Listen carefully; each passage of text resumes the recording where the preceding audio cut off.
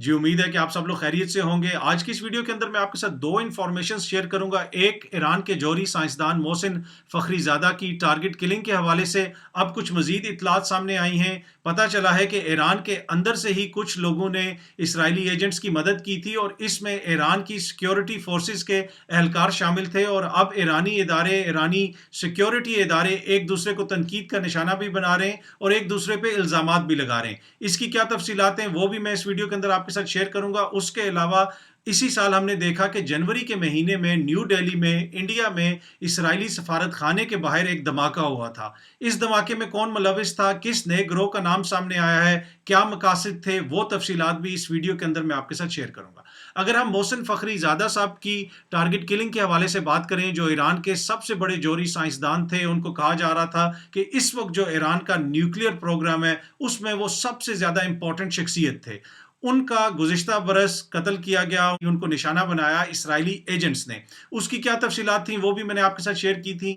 लेकिन अब नई तफ़सीलात सामने आई हैं, जिनके मुताबिक ईरान के अंदर से ही इस्राएली एजेंट्स की मदद की गई और इस सारी जो टारगेट किलिंग हुई, ये जो सारी प्लानिंग हुई, उसमें एडवांस प्लानिंग के अंदर जो लोग मुलविस थे, वो ईरानी ही थे।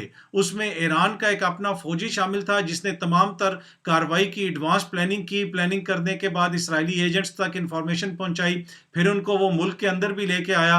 इस हवाले से ईरान के इंटेलिजेंस मिनिस्टर महमूद अलवी साहब ने कहा है कि जो शख्स इसमें मुलविस था, जिसका सबसे कलीदी किरदार था, वो ईरान का एक फ़ौजी था और अब वो मुल्क से भाग गया है। इस हवाले से ईरान की जो फ़ौज है, उन्होंने भी फिर बयान जारी किया। उन्होंने भी कहा कि ये शख्स कुछ अरसा फ़ौज में रहा था, लेकिन इसका किरदार ठीक नहीं था, डिसिप्लिन की खिलाफ वर्जी वगैरह भी करता था, जिसकी वजह से हमने इसको फ़ौज से निकाल दिया और इसके ऊपर नज़र रखना इंटेलिजेंस इदारों की ज़िम्मेदारी थी। लेकिन इंटेलिजेंस इदारे ये कह रहे हैं कि ये फ़ौजी था, इस वजह से हमने इसकी इंटेलिजेंस नहीं की और ये इतनी बड़ी कार्रवाई करके, इतनी बड़ी कार्रवाई में अपनी मदद फराहम करके अब मुल्क से फरार भी हो गया। यहाँ से आप अंदाज़ा लगा सकते हैं कि कितना बड़ा सिक्योरिटी लैप्स है और अमूमन जो ईरानी इदारे हैं, वो इस तरह एक दूसरे के खिलाफ इल्ज़ामात नहीं लगाते ओपन। लेकिन मोहसिन फ़खरीज़ादा की असैसिनेशन के हवाले से ईरानी इदारों के ऊपर बहुत ज़्यादा प्रेशर है, उनके ऊपर तनकीद भी की जा रही है कि किस तरह इतना बड़ा सिक्योरिटी लैप्स हो गया और ये बार-बार कहा जा रहा था कि यकीनन ईरानी सिक्योरिटी इदारों के लोग इसके अंदर मुलविस हैं, उनकी मदद के बगैर इस तरह की कार्रवाई नहीं हो सकती थी। और अब ये इंफॉर्मेशन सामने आई है, जिसके मुताबिक ईरानी सिक्योरिटी इदारों का एक बंदा ज़रूर इनके साथ शामिल था और शक ज़ाहिर किया जा रहा है कि मज़ीद लोग भी इसमें शामिल थे, लेकिन अभी उनके नाम सामने नहीं आ सके और आने वाले दिनों में हो सकता है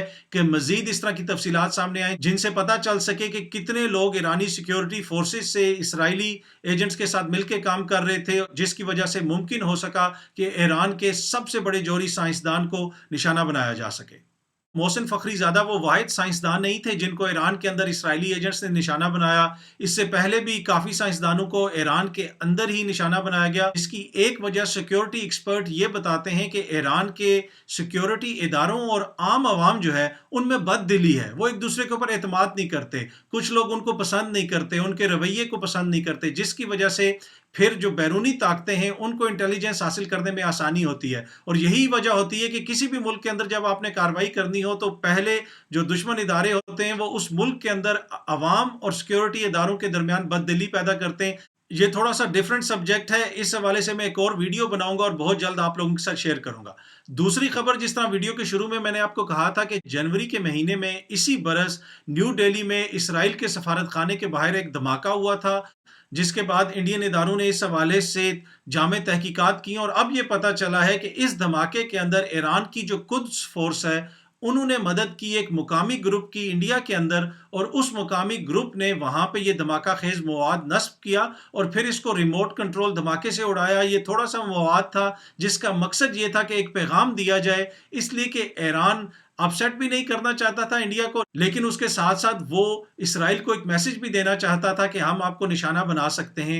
इंडियन सिक्योरिटी एजेंसीज जिन्होंने इस धमाके की तहकीकात की, उनके मुताबिक जब ये धमाका हुआ, उसके बाद साइबर मार्कर्स इस तरह के छोड़े गए। साइबर मार्कर्स से मुराद है कि इंटरनेट के ऊपर इस तरह की इंफॉर्मेशन छोड़ी गई जिससे ये पता चले कि इस धमाके के अंदर दाइश यानी आईसिस मुलविस है, उन्होंने ये धमाका किया है। ईरान का नाम सामने ना आए, लेकिन जब उन्होंने तहकीकात की तो पता चला कि इसके अंदर قدس فورس جو ہے ایران کی، انہوں نے کچھ مقامی لوگوں کے ساتھ مل کے یہ کارروائی کی، اور اس میں وہ سٹوڈنٹس شامل ہیں جو انڈیا سے ایران پڑھنے جاتے ہیں۔ جب وہ وہاں پہ گئے، وہاں سے ان کو ریکروٹ کیا گیا اور ان کے ذریعے یہ کارروائی کی گئی۔ اس حوالے سے پاکستانی ادارے بھی کہتے رہے ہیں کہ ایران جو لوگ جاتے ہیں پاکستان سے یا افغانستان سے یا دیگر علاقوں سے، ان کو وہاں پہ ایرانی ایجنسیاں ریکروٹ کرتی ہیں اور پھر ان سے کام لیتی ہیں۔ انڈین ایجنسیوں کے مطابق اس کے اندر مقامی لوگ ہی شامل تھے، انڈیا کے مقامی لوگ، لیکن ان کا تعلقات تھے ایرانی ایجنسیوں کے ساتھ، خصوصاً قدس فورس کے ساتھ۔ ذرائع کے مطابق جو یہاں پہ دھماکہ کیا گیا اسرائیلی ایمبیسی کے باہر، اس کا مین مقصد یہ تھا کہ خوف و ہراس پھیلایا جائے، کسی کو ٹارگٹ کرنا مقصد نہیں تھا، کیونکہ ایران نہیں چاہتا تھا کہ انڈیا کو اپسیٹ کرے، انڈیا کے ساتھ تعلقات اس کے خراب ہوں، لیکن ایٹ دا سیم ٹائم اس نے انڈیا کے اندر گھس کے یہ کارروائی بھی کر دی، جس کی وجہ سے یقیناً اب انڈین ادارے خوش نہیں ہیں۔ انڈین حکومت نے ڈپلومیٹک چینلز کے ذریعے، خفیہ چینلز کے ذریعے ایرانی اداروں کو، ایرانی حکومت کو یہ پیغام کنوے بھی کیا ہے کہ آپ نے جو یہ حرکت کی ہے یہ ٹھیک نہیں ہے۔ اب جو اس کے اندر گروپ شامل تھا، اس گروپ کا نام سامنے آ رہا ہے جی کہ حزب اللہ انڈیا۔ جی ہاں جی، حزب اللہ انڈیا۔ آپ لوگوں نے حزب اللہ کا نام تو سنا ہوگا، جو لبنان میں آپریٹ کرتی ہے، سیریا میں آپریٹ کرتی ہے، اسرائیل کے ساتھ اس کی وہاں پہ جھڑپیں وغیرہ بھی ہوتی ہیں۔ اب انڈیا کے اندر بھی کہا جا رہا ہے کہ اس کی ایک شاخ بنی ہے، اور اسی شاخ نے اسرائیلی ایمبیسی کو نشانہ بنایا ہے، اور یہ وہ سٹوڈنٹس ہیں، یہ وہ لوگ ہیں جو انڈیا سے پڑھنے کے لیے یا دیگر کاموں کے لیے ایران جاتے ہیں، وہاں پہ ان کو ریکروٹ کیا گیا، اور انہوں نے اب انڈیا کے اندر ہی یہ گروپ بنایا ہے، اور جس کا نام بتایا جا رہا ہے حزب اللہ انڈیا۔ یہ تھیں جی دو بڑی امپورٹنٹ خبریں جن کی تفصیلات میں نے آپ کے ساتھ شیئر کی ہیں۔ امید ہے کہ یہ ویڈیو آپ لوگوں کو پسند آئی ہوگی۔ بہت جلدی آپ لوگوں سے دوبارہ ملاقات ہوگی۔ شکریہ۔